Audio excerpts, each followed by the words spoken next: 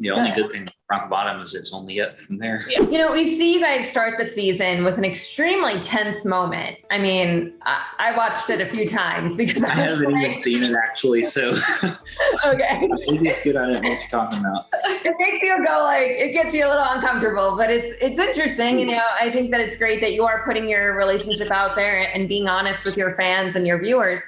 How are you guys doing now? Because obviously there are some tense moments throughout this season that we're going to see.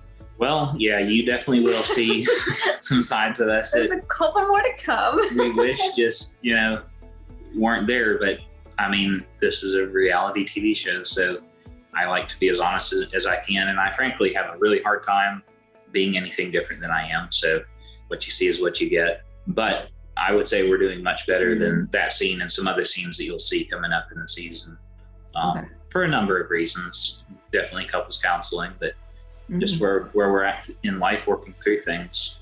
I feel like not only has our relationship been through so much through the dating phase and then also like in early marriage and everything, we almost we had so many things going on, so many loose ends, so many burning candles that we just didn't know how to take care of everything. And our relationship almost had to hit rock bottom for us to kind of wake up and prioritize and actually deal with our own problems.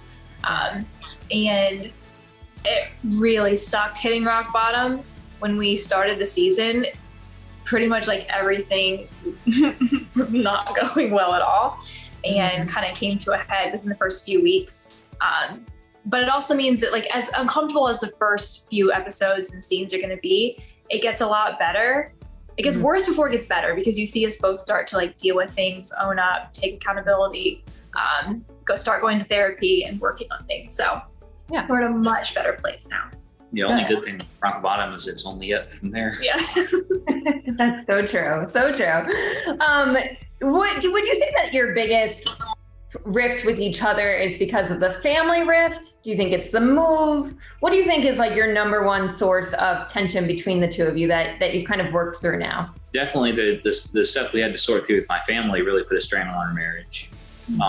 But then also the move as well for me personally was a big strain just because I felt like I was just if I just said yes, even if it was something that I didn't really particularly want, then I was just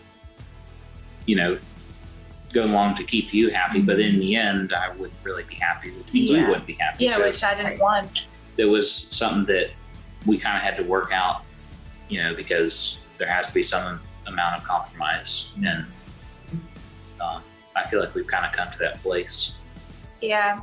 I would say I don't know that there's necessarily a lot of things that have come between us that we've argued over how to handle, as much as there's been a lot of pressure on us and so much that we are both speaking out of a place of pain or wounds or things like that.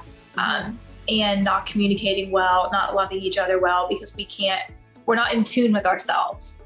And I think that's been more of a strain than anything we've necessarily disagreed on how to handle. Moving is the only thing that we just completely disagreed on, but the family strain and all that drama just kind of put pressure on us. Yeah. In the early stages of when we were just getting to know each other. Yeah. I know the word divorce was thrown around or is going to be thrown around a little bit this season. Is that out of the question for you guys, or is it still something that you still talk through and still it comes up sometimes? Well, divorce is out of the question for me, but it takes two people to really be there. Well, I would say it's out of the question for me. It's not something I struggle with daily, but in other words, the world I grew up in, I saw marriages that were even unhealthy, including my parents, but you were never allowed to get divorced ever. And so as an adult, it's one of the things that I have rethought and been if a relationship is unhealthy and both people are miserable, do you work on it? Or is there a point when you say, hey, does this not work for us? And that was something I was talking to my therapist about for a while. Was I don't want to ever say it's out of the question completely, because I don't want to be that rigid if it was a better thing.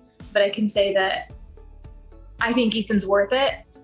And for me, it's less the question of is divorce on the table or not, as much as do I want to 100% build a life with him and commit to him and put in the hard work? And the answer is yes to that. Fans went nuts recently when you didn't have your ring on in a Instagram photo and you kind of clapped back and were calm down, we're still together.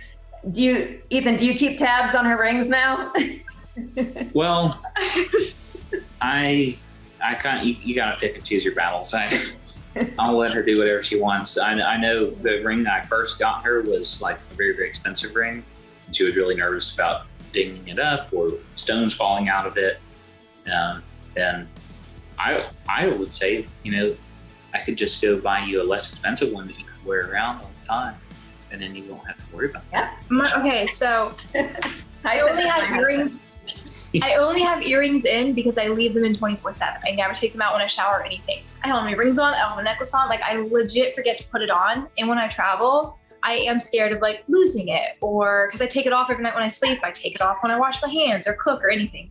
So that was my thing, is I would find it sitting around the house, all kinds of places where I'd taken it off and be like, I'm gonna lose this one day.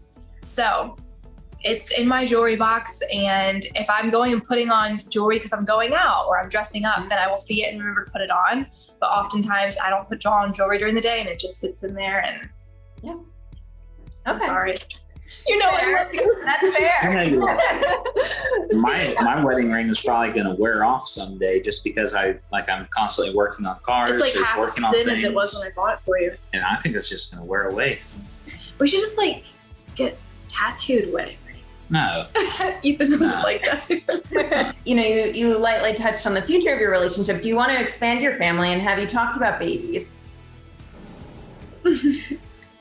Well, how much do you want to say? Oh, good. I think it would still be a few years before we have kids, Yeah. for sure, because we want to travel around a little bit. I feel like also our relationship was backwards in some ways, where we got married without really knowing each other super young. And now we're in like the getting to know each other dating phase. And so there's no way I'm going to sacrifice this, especially with all the stuff we've been through. And I personally feel like I'm not capable of emotionally loving another being well right now, as I'm working on loving Ethan and myself. So Okay. we're happy to wait a little while longer. Have you talked about a number? I know, Ethan, you come from a pretty big family.